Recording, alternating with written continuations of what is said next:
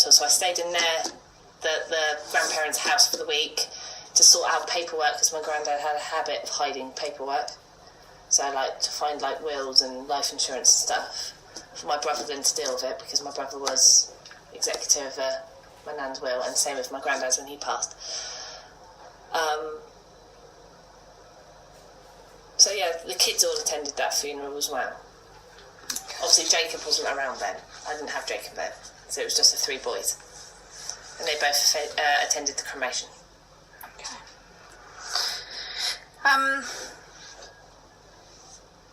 Just going back to the death of your mum, how did it affect the other members of your family?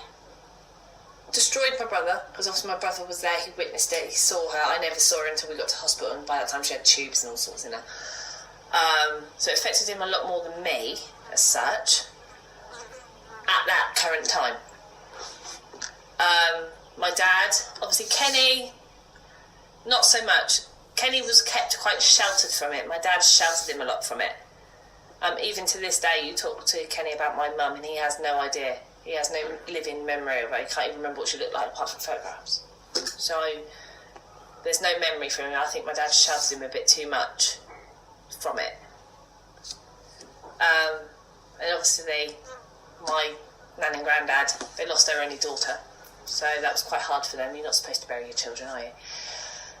So, yeah. How do you think the loss has affected your approach to your own children?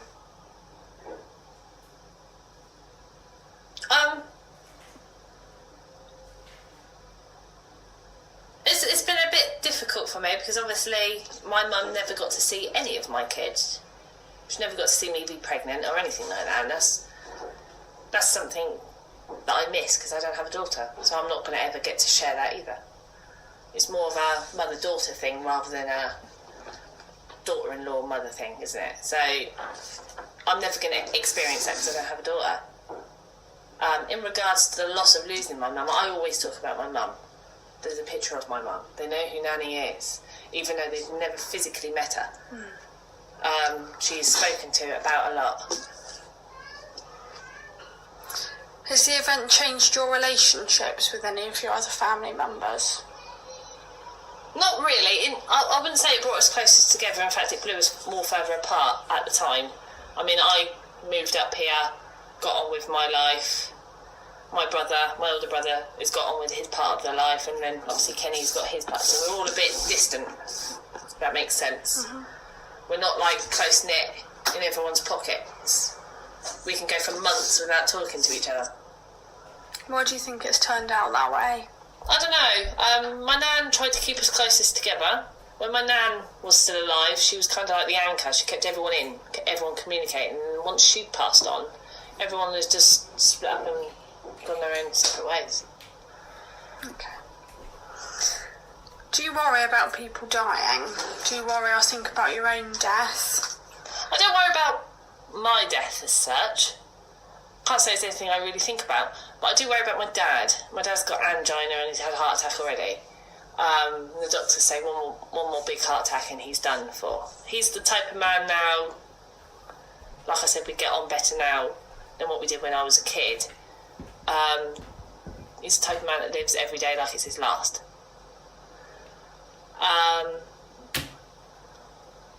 So I do worry about him because he's very close to Kenny, and Kenny has had a very sheltered upbringing in regards to family dying. So when my dad goes, Kenny has no one. Does that make sense? Because Kenny and my brother don't get on for their own reasons. I don't know what's going on. And he's only got me. But now Kenny has fallen out with my partner Steve, because they had all a big falling out 2 years ago, and it's caused a divide between everybody. So I do worry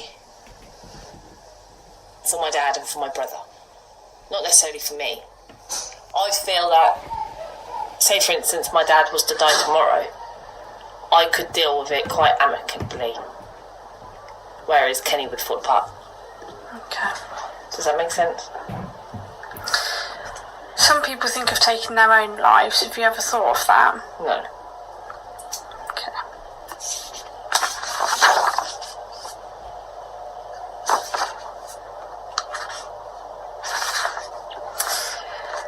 Looking back on it now, do you think your parents loved you?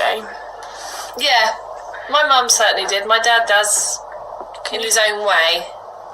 Can you tell me how you know this? I know my mum definitely loved me. There was no question about that.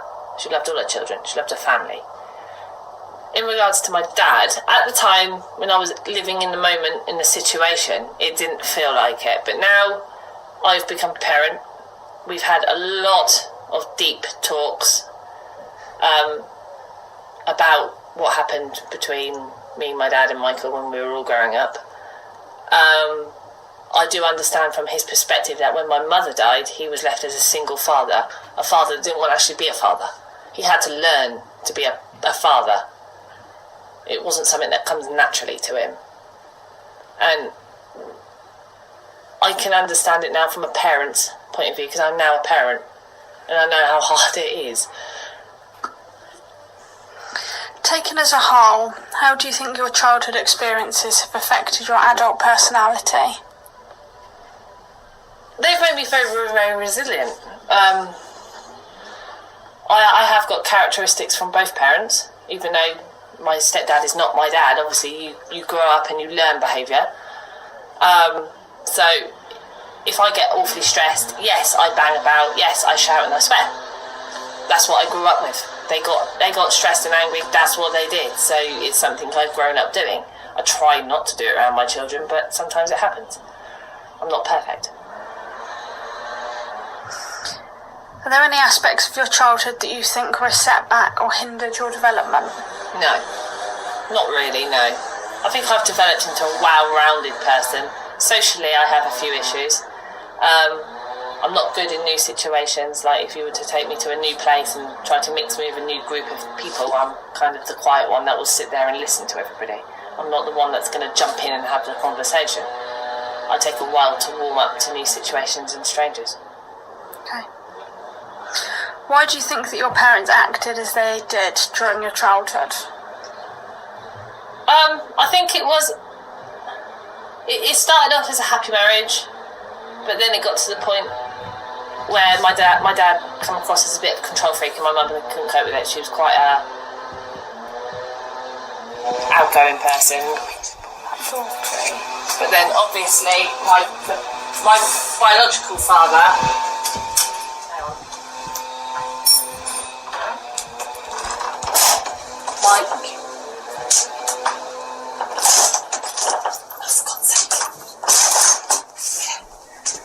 my biological father, when he left my mum for someone else, because that's what I got told, I don't know if that's actually what happened, I think she saw it happening again, because my biological father was quite controlling, and then my stepdad ended up being quite controlling, and she just wanted to break out of it, and I think that's what caused a lot of the friction in their marriage. Has your relationship with your parents changed since you've gotten older? Yes. And in what way? Obviously my mum's not here anymore, but in regards to my dad, I can openly speak to my dad now. I can tell him if he's being abrupt and tell him to shut his face and stuff like that. I can be just as abrupt back without the fear of consequence. Even if he was to be in my house, I could pipe up and tell him enough's enough, you've been a bit rude. And, we have more of a laugh now I've grown up than what we did when I was growing up.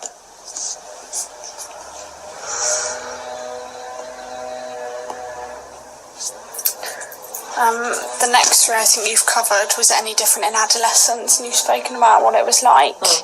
Then can you give me an example? What? Of when it was different when you were growing up? What it is now? When I was a teenager? Yeah. So when we were still struggling a little bit. An example, now I can talk to him like I've just said. I can talk to him freely. I can have a laugh with him. We can have a joke. And I can tell him to shut his face if he needs to, if he's been a bit abrupt and a bit rude. But back then I couldn't, because he still had the authority. I didn't have enough confidence in myself to do that.